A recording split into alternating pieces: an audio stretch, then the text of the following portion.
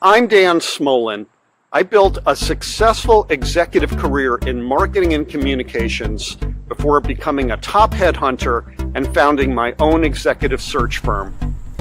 Now get this, every day, mainstream media runs stories in which old school bosses and thought leaders frame your work and workplace issues in ways that are often divisive and unmeaningful.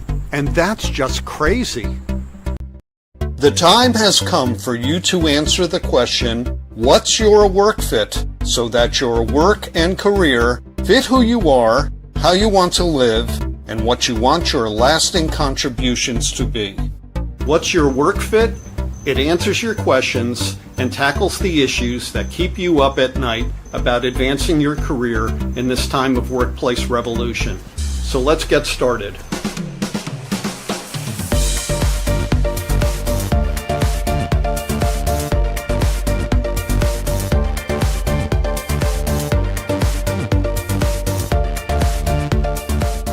Hey, good day, everyone. Dan Smolen from What's Your Work Fit. I hope you're having a good and successful day today and a good start to fall. This is our fall 2025 premiere. I am so excited. We've got a big show today and a big audience signed up. I couldn't be more thrilled. Before we get to that, I just want to make a couple of announcements. We are kind of changing things up this season. In the past, we did 100% live shows.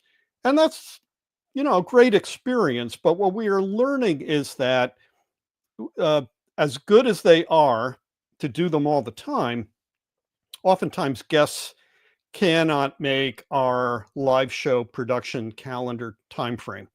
And so we've recorded a bunch of shows for broadcast this fall season. And I'm really excited about the guests that we have already interviewed and will bring to you during the next couple of weeks. We're still doing live shows like the one today, but we're changing things up a little bit, and I hope you'll like the experience. I think you will. So before we get to our guests today and our co-hosts, a few things that I would like to go over with you. First off, if you haven't done so already, please engage with What's Your Work Fit on these platforms. On our LinkedIn Live platform, you can just hit the follow button. And on the What's Your Work Fit YouTube channel, just hit subscribe and you'll never miss future episodes when they drop. Secondly, check out our amazing Substack at What's Your Work Fit. It's actually at dansmolen.substack.com, but it's our What's Your Work Fit Substack. And here are all the assets that we bring you, including our blog posts, our live and pre-recorded shows, video clips, and our audio podcast, and an archive, which is highly searchable. This is a truly enjoyable platform to go back and listen to past shows, watch past shows, check out thought leadership that we've put out there. We just love it. And I encourage you, it's free. I'm not going to charge a premium subscription rate for this because I want to encourage as many of you as possible to become part of the Substack What's Your Work Fit community. One last thing, if you haven't done so already, tell 5 friends to subscribe to What's Your Work Fit on our platforms.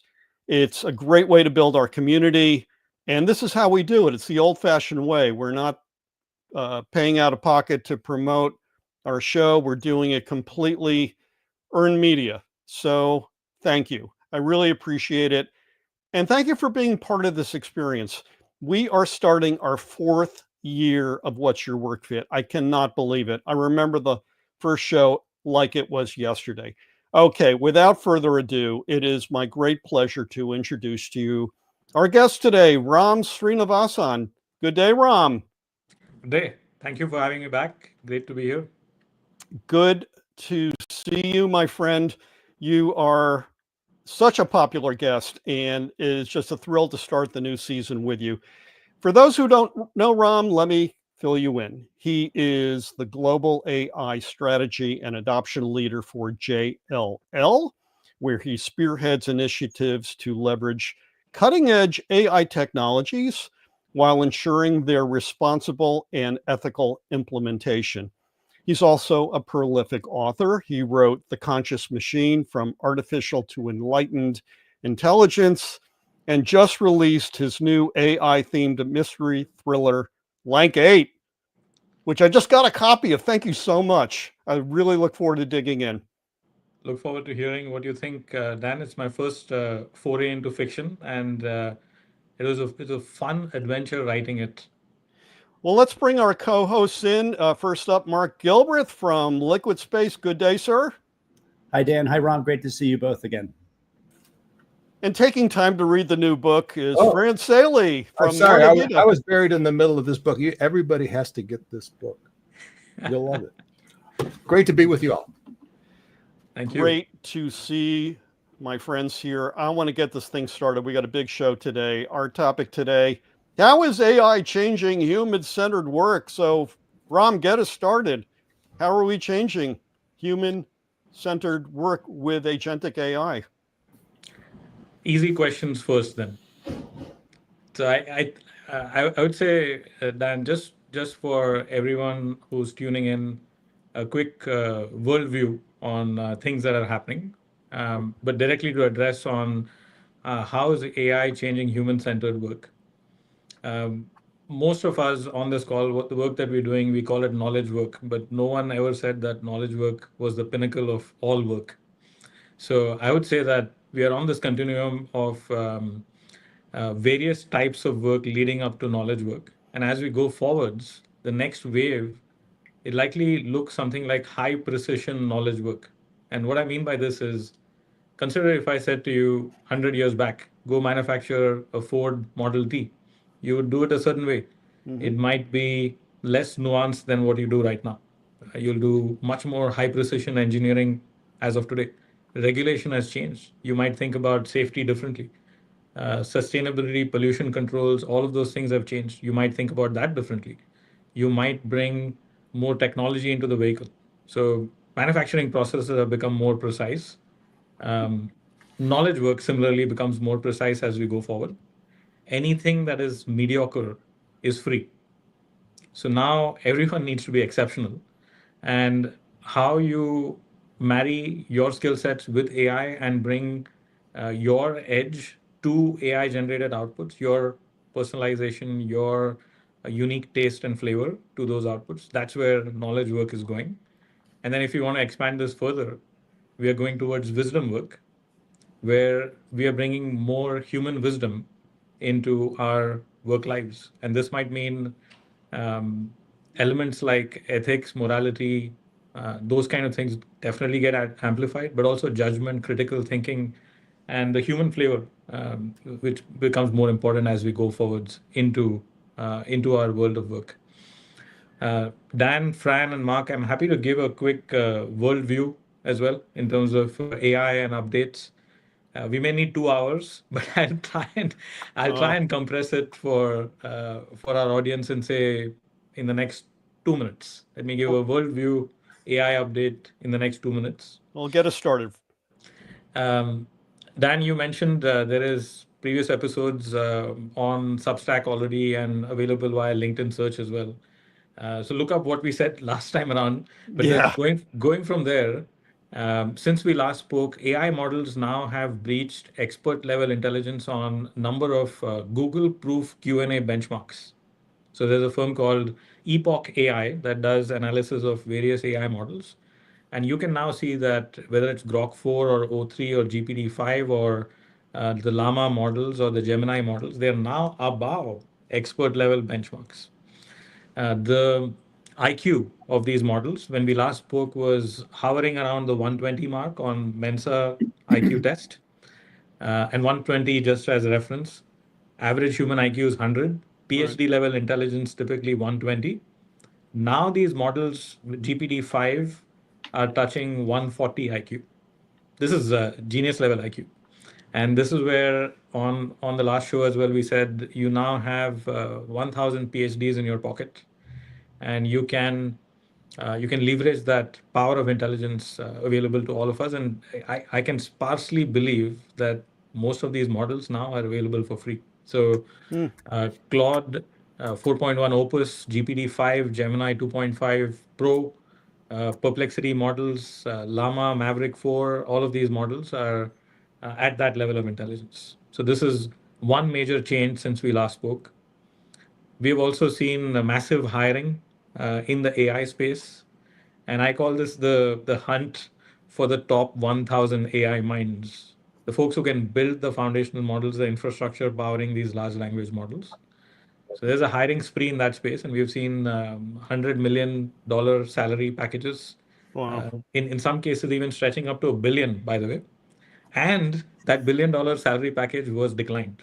So this is the world that we are in. But in my opinion, the real value will be generated by folks outside of that 1,000 AI mind. So they're simply building the infrastructure, the bulwarks, the superstructure of the next wave.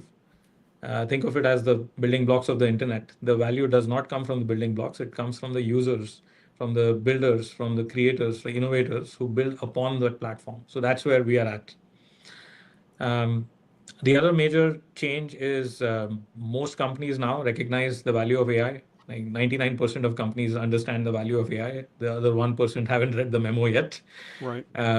There is ROI focused use case development. Most companies are saying stop with all the MVPs and cottage industry pilots you have going. Buy off the shelf products that work, that have proven real world potential and can scale with an enterprise. As an example, Microsoft just published 1,000 AI use cases, real world examples of how AI is improving productivity. And that's just Microsoft. Salesforce has similar examples, and so many examples across the industry. Just last couple of things I'll say, Dan, and then over to everyone else on the panel here. Well, we got other slides here, so Yeah. if you want to talk to them, just let me know what to point to. We'll go there. I'm not going to the B word just yet. We'll get there. Um, so the other couple of most very important developments are around OpenAI and Google. Now their performance at the International Math Olympiad, OpenAI securing gold at the International Math Olympiad, proves that these models are progressing, and these are general purpose models, not models that are trained to perform just math. So that's the amazing part. Alibaba and Quen, the latest models from China, doing really well as well. And Alibaba also released a new chip, technical, but that chip is an inference chip, and NVIDIA's chips that have dominant market share are the training chips. NVIDIA also has inference chips. As we go forwards, inference becomes more important. Very roughly speaking, training is AI learning, inference is AI thinking, and now you have AI thinking becoming more and more important.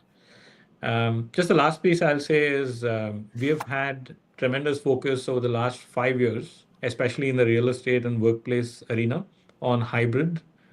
And we are calling it hybrid 1.0, the office to remote spectrum that all of us are painfully and joyfully aware of.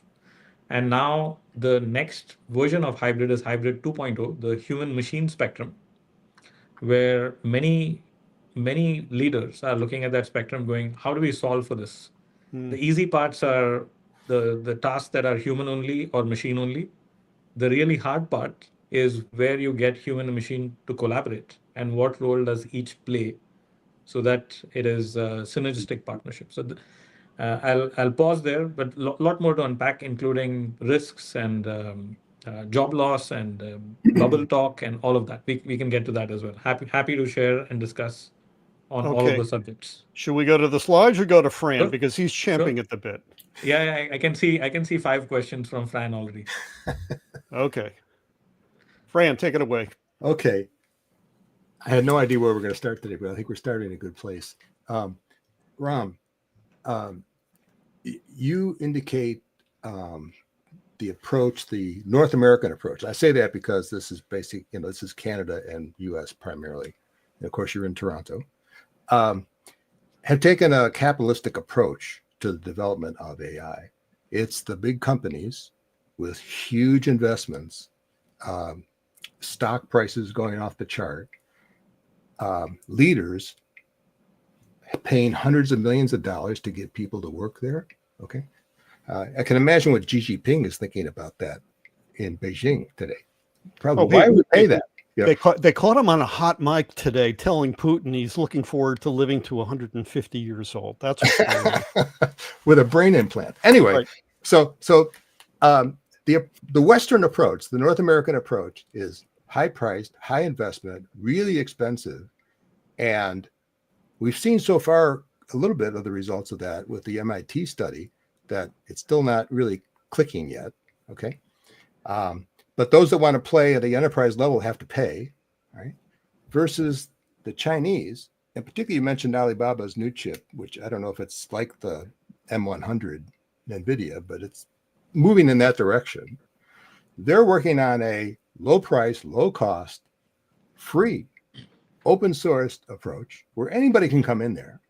And if you extrapolate those two approaches for a few years, what you wind up with is the Chinese approach. Basically, anyone can come in there, get the top of the line product. We saw what happened with DeepSeek. It's likely to happen with Alibaba and the inference, the related developments there. So we're going to have a low cost, easy to use product versus a relatively high priced, expensive product supported by millions of dollars of new data centers. All of that. Who's going to eke out some dominance there? Because it's two very different approaches. You're either on one side or the other. Where's that headed? So this is a very nuanced question, and I'd like to speak to some of the specific ideas that he brought up, Fran, first, and then we can go to the approach that China or the Chinese companies are taking versus the US companies, because it's important we understand some of the vocabulary here, and there's a lot of marketplace confusion on this subject. So first things, the large language models, again, I'm just trying to keep it very simple, oversimplifying for our technical folks in the audience. I'm oversimplifying, but bear with me. Consider firstly that AI progress has been incredible. If you look at it on a time scale of 8 to 9 months at a time and not 1 week at a time. So we kind of lose track of this when we say GPT-5 is not that great. Well, it is awesome compared to GPT-4 or GPT 3.5, but maybe not as much of a leap forward if you already had access to O4, right? It depends on where you're at. So consider that November 2022, you have GPT 3.5, GPT-4 by June of the following year. By September of the following year, you have reasoning models. And then this year, you have deep research models. So this is incredible progress by any stretch of the imagination. How is this progress made possible? Is because you have taken a very large corpus of text and trained a model to predict the next token. This progress is not possible without that large training run. For that large training run, you need those large data centers and large data center investments. As you go up in model size, the infrastructure required is larger.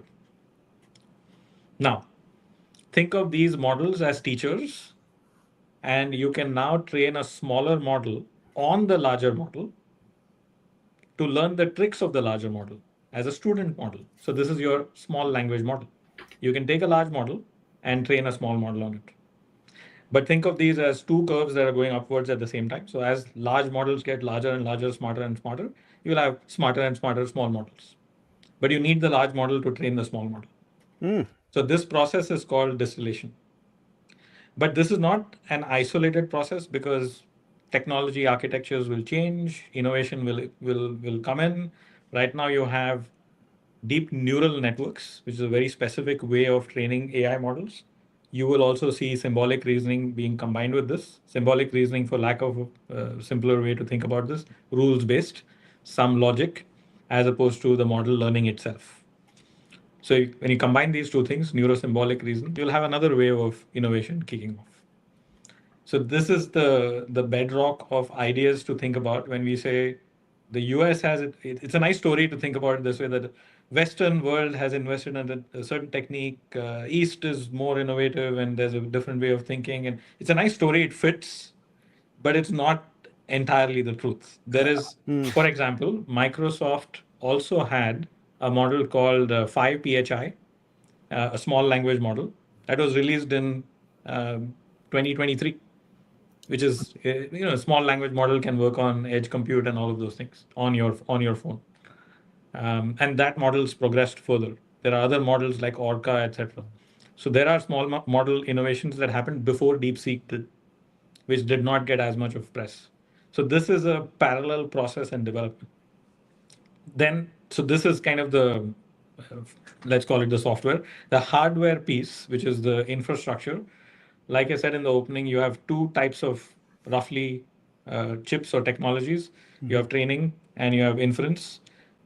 The training is your GPU is required to train very large language models to learn the patterns in the data. And then you have inference, which is once the model has learned, it's now answering Fran's, Mark's, Dan's, and Ram's queries. So that's the inference.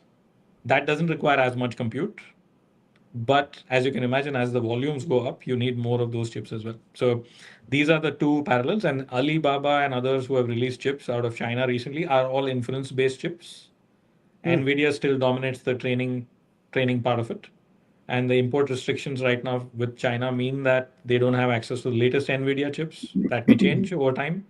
And they will innovate as well. Nothing is going to remain what it is right now. So this is kind of the backdrop for us to understand what is happening. It is very nuanced and ultra complicated, and each player is doing slightly different things. And it's not entirely clear if you just read newspaper reporting or isolated one or two headlines. Right. Got it. Okay. And just one piece which I must address is the MIT 95% use case of AI failing, all of that stuff. Here are a few important things that are not spoken about because it doesn't fit neatly into a headline. The MIT study is looking at use cases as of Jan 2024. We are in close to end of 2025. Right. Jan 2024, no agentic AI. You did not have deep reasoning models. Bunch of other issues with that.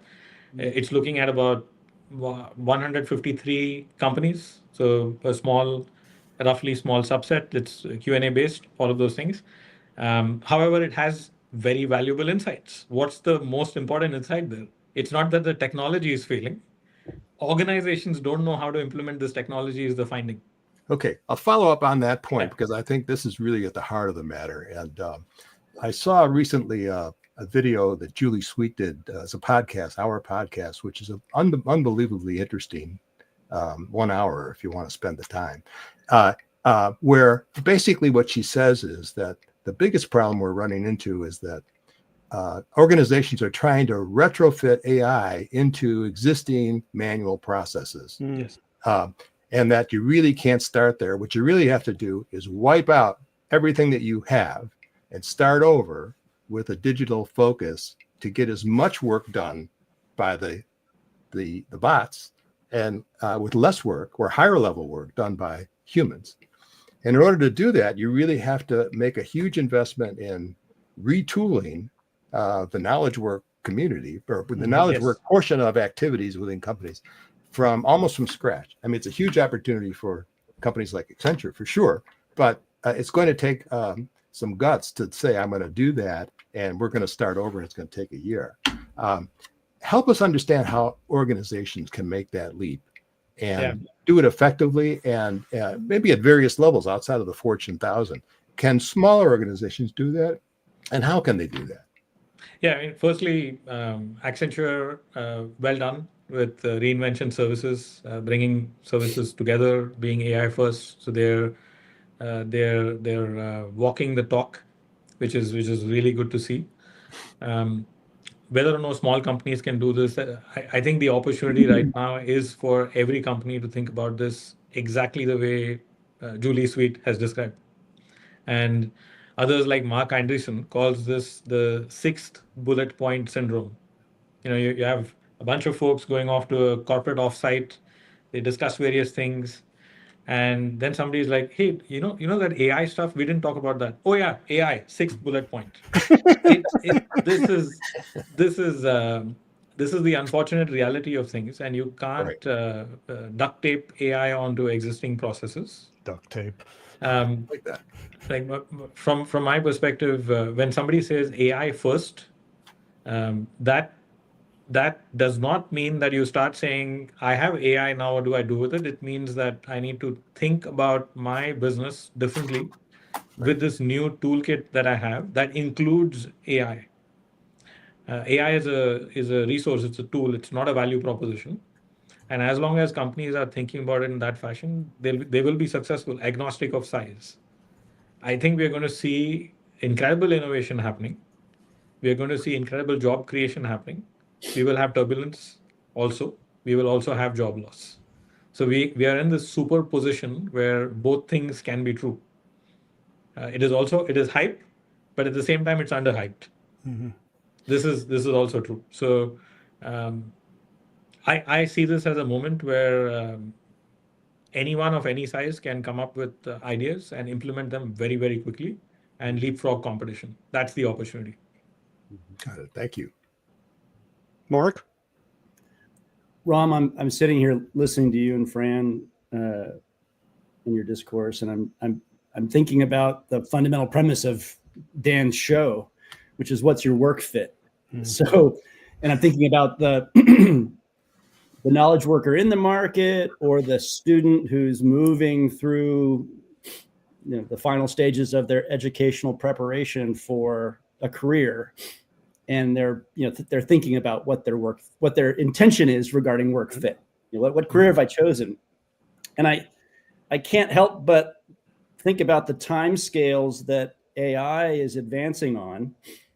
I mean, where were we 2 years ago or 2.5 years ago? There was this new novelty that dropped in our laps only 2.5 years ago. Now 2 years later, and it's the first bullet for most smart companies. So in 2 years' time, look what's happened. And then I look at the time scale of preparing to be a knowledge worker.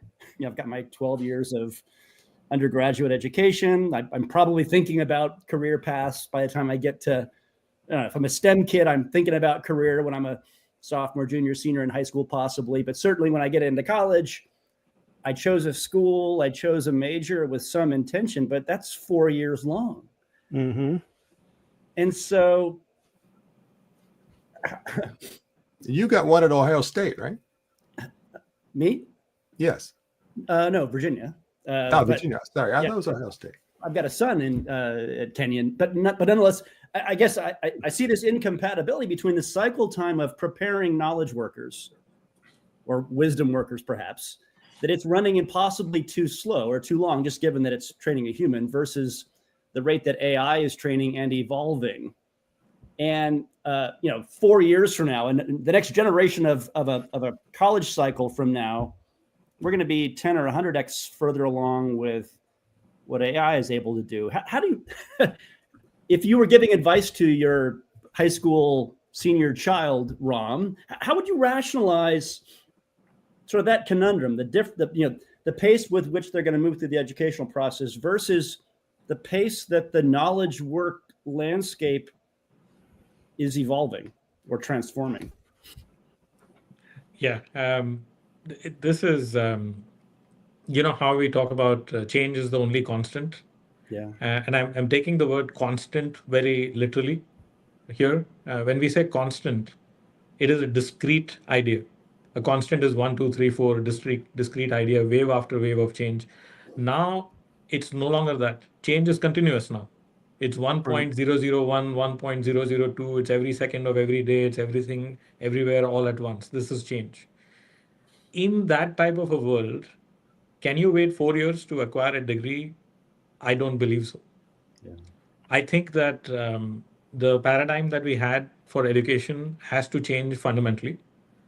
And there are two ways to think about this. One way is to say, I'm going to wait for universities, organizations, companies to rethink all of this. And by the time that happens, it may be 25 years. Or I can take matters into my own hands with the tools that I have available to me right now. and pivot immediately. And this is possible because AI is infinitely patient, perpetually available, and incredibly knowledgeable teacher.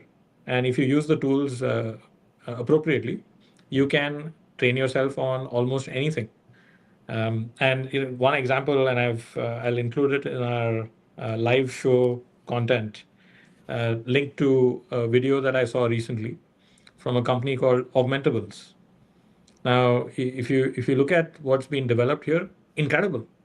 This is a young, talented professional who decided he's going to create a video that is studio quality using AI only, and you cannot tell that it's not movie quality production. And now it has millions of views, and he's generated an incredible opportunity for himself. And I see that as a microcosm example of what each and every individual can and must do. There is no option. And that includes the four of us on this call, by the way. It's not like we are the exalted few and we are exempt from learning. I continue to learn every single day. Right now I'm pursuing a doctorate in AI ML, in advanced AI ML, and I'm writing up my thesis right now. And there is no escaping it. We've got to do it, and we've got to keep progressing. Things will change. We've got to continuously learn, unlearn, and relearn. Dude, do you sleep? I have Rambot who helps me out quite a bit. Well, we'll get to him because he's making a guest appearance later. I'm sorry, Mark. I had to interrupt. No problem.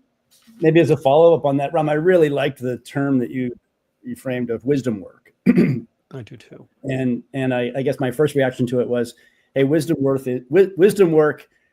If maybe I'm a little cynical, I'm not. I'm a glass half full guy. But is wisdom work all that's left for us organic humans in the realm of knowledge work?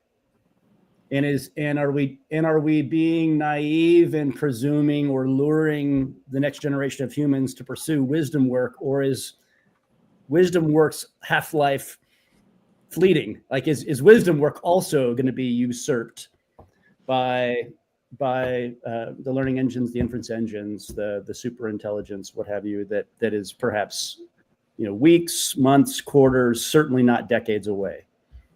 It's very tempting to look at the exponential curves and make that kind of a projection. I saw this meme, Mark, which is hilarious. So there's this individual with a newborn child and says, "Oh, my son is 8 pounds." And then there's a picture beside him a year later, and he's like, "My son is now 20 pounds." He says, "At this rate of growth, in the next 10 years, my son will be 3,000 pounds." And we know that won't happen. So there's an asymptotic nature to most of what we are saying here, and it may not be perpetually exponential and accelerating. Having said that, I think it's very clear that what we have as work has fundamentally changed. Not changing, but fundamentally changed. And given it has changed, now it's for the rest of society to catch up. And if we think about the adoption curves, consumer AI, think consumer any technology, whether it is the internet, digital technology, mobile phone, consumer technology is always first. People adapt the fastest, individuals. And as individuals adapt, organizations are forced to adapt. There'll be leaders, laggards. Then governments typically follow, given regulation, risk averseness, the stewardship nature of what they do. Logically, they're typically slowest to follow, universities, etc. And that's the curve.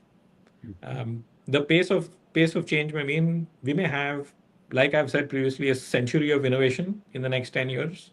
But that also means, like, think about the last 100 years of change, but compressed into 10 years. That's what we're going to see.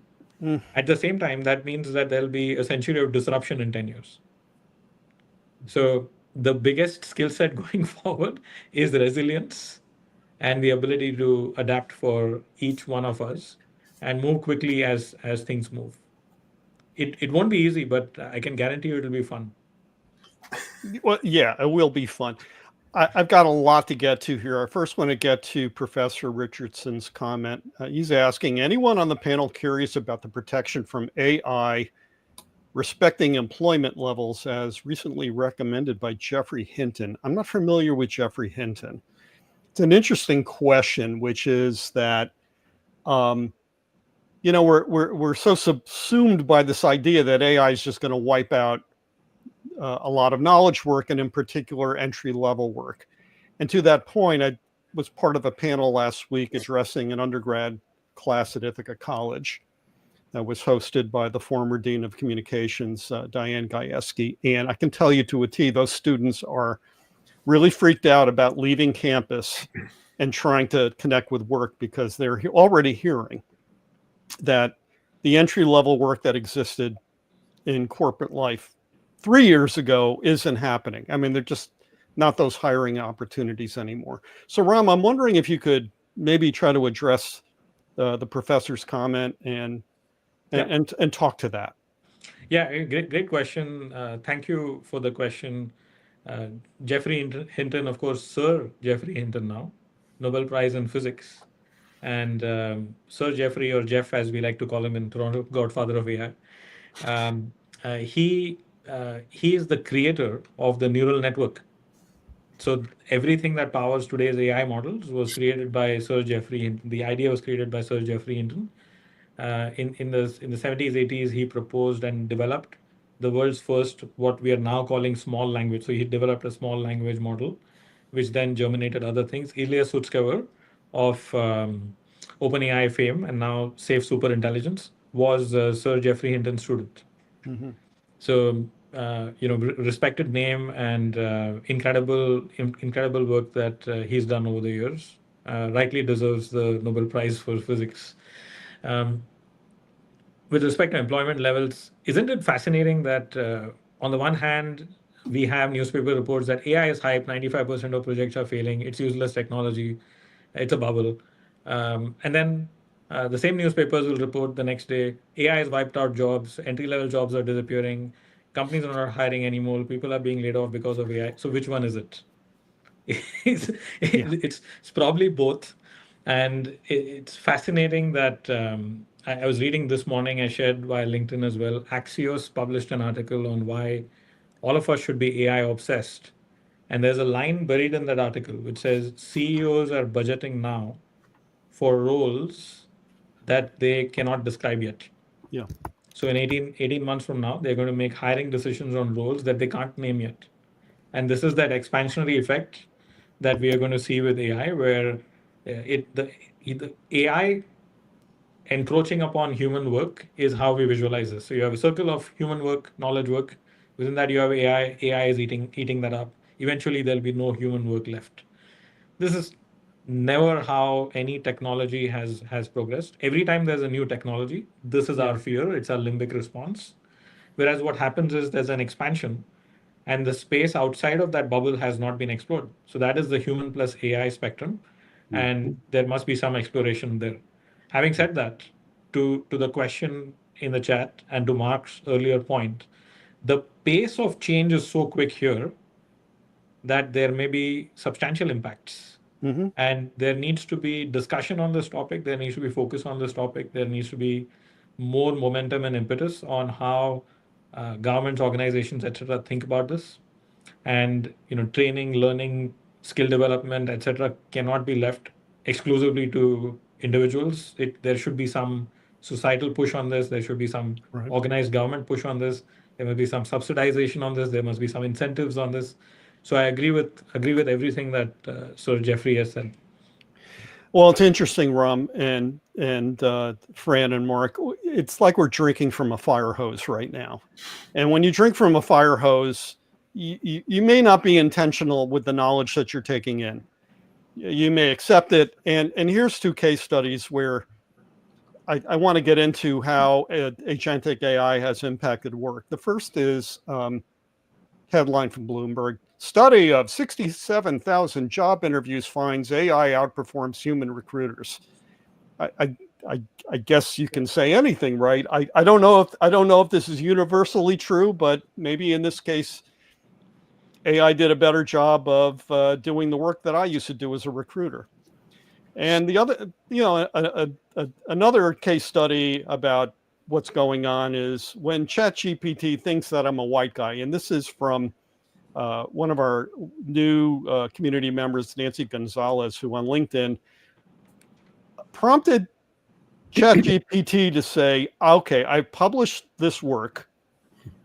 Illustrate for me what I look like. And this is the gentleman that OpenAI, that ChatGPT said that she looks like. So we're at a point right now where we're getting flooded with stuff. The models aren't necessarily doing what they were intended to do or hope to do. And then we have Rambot. And I'm going to have Rambot talk about a particular recruitment issue. Take it away. Hello. It's Rambot, Ram's digital twin. Think of me as the AI version of Ram, only with fewer coffee breaks. All right, buckle up. Recruiters are now fighting deepfakes. Yep, not just your uncle falling for fake videos on Facebook. We're talking fake job candidates in real interviews. A recruiter at a digital studio jumped on a call with a guy whose resume looked fine. But then things got weird. Camera broken, delays, excuses. Finally, when the camera did turn on, his mouth didn't match his words, his eyes glitched, and the edges of his face looked like a bad Snapchat filter. Classic deep fake energy. And here's the kicker. She asked him to wave his hand in front of his face and poof, he bailed instantly. Also, is it just me or is it peak irony that you're learning about deepfakes from me, an AI bot? But zoom out. This is a growing problem. Remote work makes it easy for fraudsters to hide behind digital masks. Some are just job hunters gaming the system. Others could be bad actors trying to sneak into companies and public entities for data access. Recruiters now need digital detective skills, watching for glitches, distortions, or candidates who mysteriously forget how cameras work. Well, it's a brave new world out there. Oh, indeed. Ram, why is it that Rambot looks like he's in a hostage video? He doesn't have your joyful joie de vivre, you know? Yeah, Rambot is missing a certain something, the je ne sais quoi, as they say, in parts of France and Quebec. This is, it's fascinating. By the way, just everyone's always interested in how these types of tools or technologies are created. So full disclosure, video digital twin created using HeyGen. HeyGen Labs allows you to create video digital twin. Voice cloning with Synthesia 11 Labs. And the video with B-roll is fully automated, created using Submagic. Net from some ideas that I had to B-roll edited footage. This took less than 60 seconds to do. So it's extremely quick and requires very little manhandling, so to speak. With respect to our discussion on hiring, I just give some preamble for our audience. My belief is that a lot of this stems from a misunderstanding of the technology. So let's think about an example. Netflix. So Fran watches a movie, and now Netflix wants to recommend what Fran watches to other users. The way it does that is through something known as user matching, item matching, user item matching. So think of this as very simple terms. An Excel table that has all the Netflix users and every movie on Netflix. And now somewhere in there is movies that Fran has watched and also movies that Mark has watched. And now all that Netflix needs to do is figure out the intersection between them. You can also imagine that this matrix is mostly empty because Fran has watched a very small subset of all the movies. So if you can visualize this is literally how large language models are built with much more complicated architectures. So you have every word in the dictionary in there, juxtaposed against every word in the dictionary and connections between them. Yeah. That matrix is mostly empty. And the language model is simply making a next prediction, token prediction, whether that's a word, a video frame, a pixel, or a DNA sequence, or whatever it is. It's simply making a next token prediction. It's making a probabilistic guess on what that looks like. This means that the output is 100% driven by what's in the input. So whatever biases are in the output will hold true in the output. Now this also means that if a lot of the data is white male, the output will be white male, as we saw in the example, Dan, that you showed. It also means that the AI model will carry the biases of everybody who's contributed to hiring decisions, for example. However, if you're smart with your model architecture and you're able to tweak the weights inside the model, then you're able to do away with some of those biases. Right. And now magically you have an AI model that's giving you better output than human beings because human beings are more biased. And we are seeing this with medical systems. ChatGPT is actually less biased than doctors and is outperforming doctors. So ChatGPT alone is better than AI plus doctors and doctors alone. The reason is those doctors carry some bias. Does this mean that you rest your case and say ChatGPT does all medical diagnosis and hiring decisions? Definitely not. Because, like I said, the output is probabilistic and not deterministic. You cannot predict exactly what the output's going to be. It's a guess. This means it's very useful for ideation and may not be for other things. You need significant guardrails.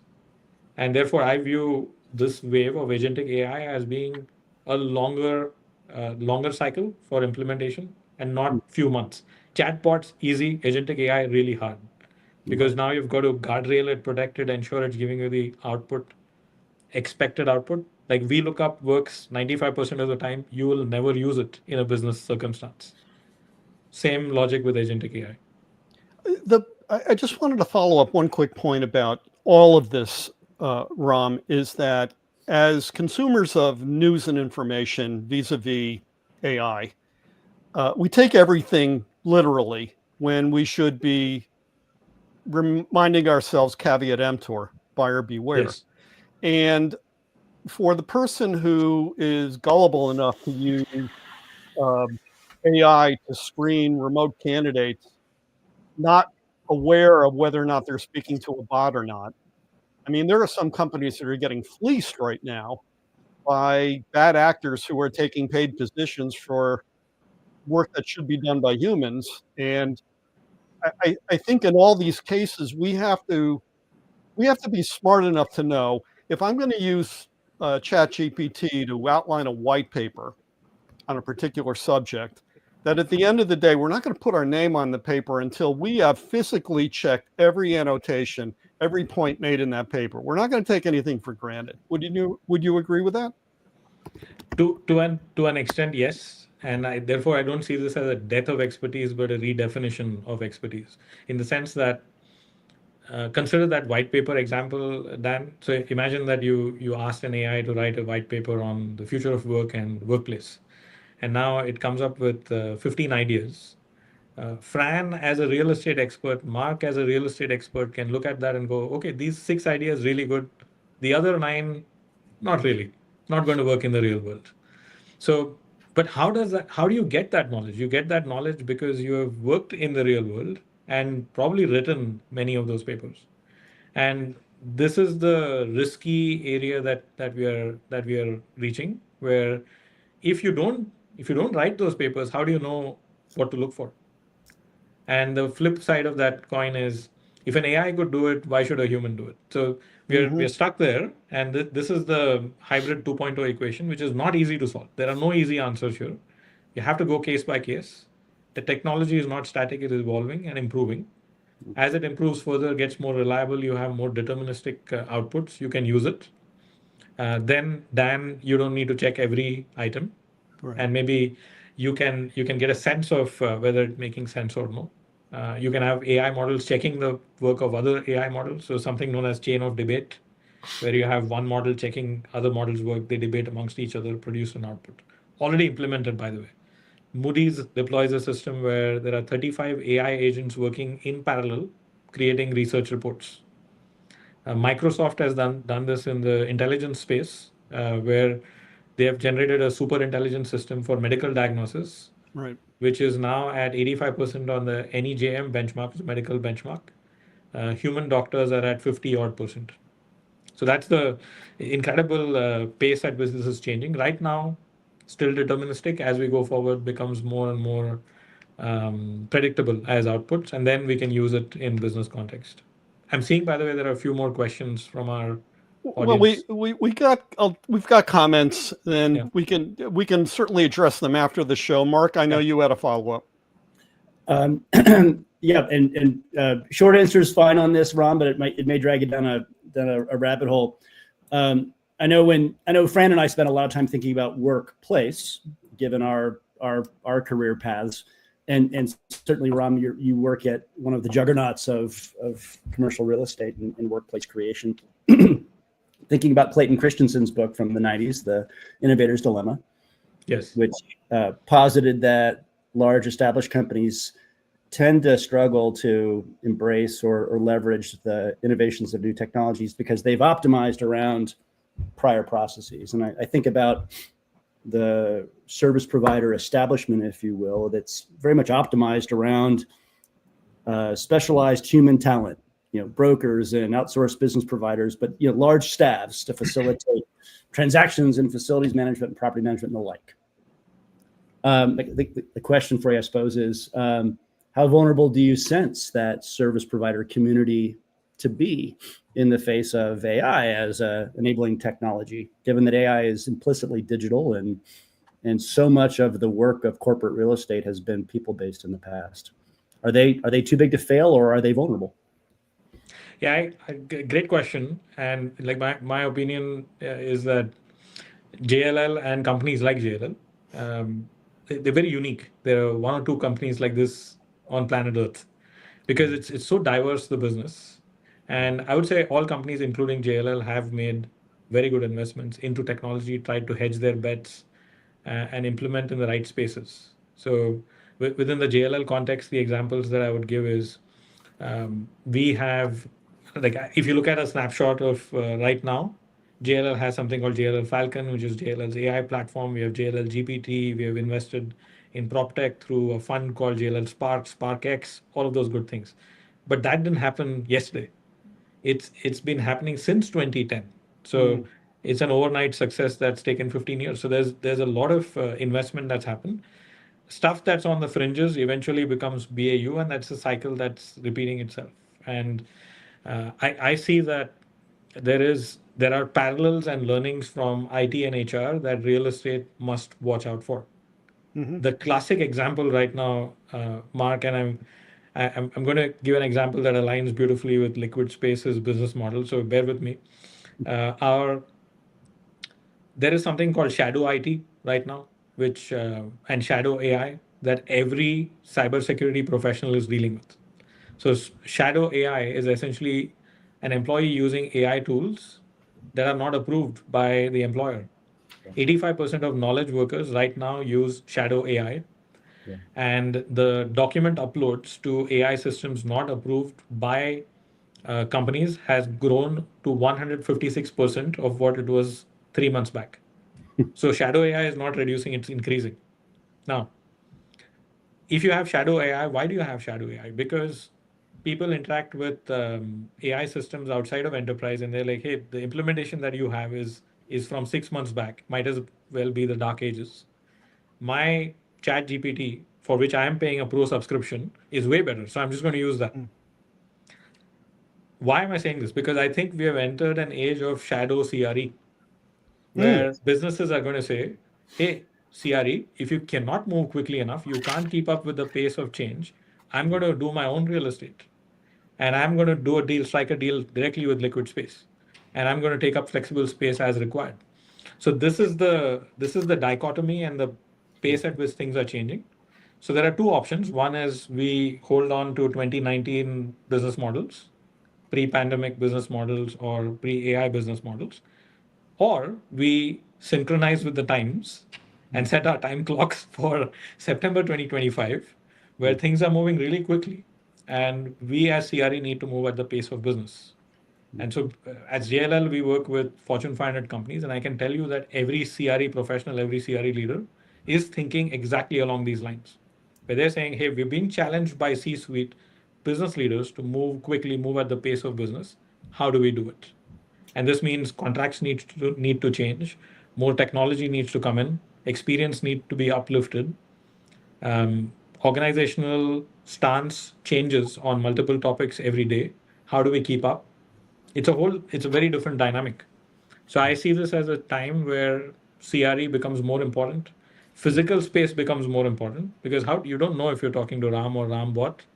My beautiful bedside manner on podcasts aside, Yeah. yeah, we've Yeah, got to you have do to the wave. wave your hand. But pretty quickly, it's going to be virtually impossible to distinguish, and physical space may Oof. become more important for these reasons as well. There are some contraindications. I think physical space will remain as important as it was in 2019, just in a different way. Fran, we got time for a quick question, and we gotta wrap it up soon. Okay, maybe it still be short. Ram, a lot of concern has emerged everywhere about the security of what's happening here, the risks that we're opening ourselves up to as people and as a society within AI. And everybody remembers iRobot and what happened there. Where does that stand today in your view? People like Tristan Harris with the Center for Human Technology and others are really warning. A lot of ex-Google founders are warning about the risk, and we're going too fast. We don't have the controls. We're opening ourselves up to a bomb someday. Where do you think that stands? And is there any realistic initiative underway to get that under control? Yeah, great question. And I was anticipating this, and this is why I've included in the chat already linked to Mustafa Suleiman's brilliant article on an idea, what he's calling seemingly conscious AI. And it's an important element. We are already seeing this where people have developed deep relationships with AI. Some people have even married AI bots. People get into depression when OpenAI announces that GPT-4o is no longer available. There is a lot of societal and individual impact when this happens, and much of this stems from the fact that these AI models now are seemingly conscious. They're not conscious; they're seemingly conscious. It's one of the reasons I wrote The Conscious Machine last year. The idea being that these models will become incredibly adept at simulating self-awareness and consciousness, and will project personality, will have incredible memories, including all your conversations, and will be as close to you, if not closer than your closest friends, will know you better than your closest friends will, and will be able to make predictions on you that most companies right now, retailers, couldn't even dream of. And that leaves us open to things like ad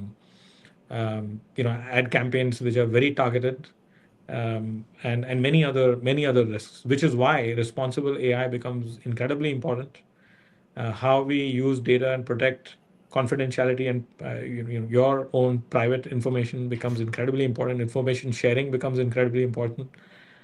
Concepts like zero data retention, data masking become extremely important.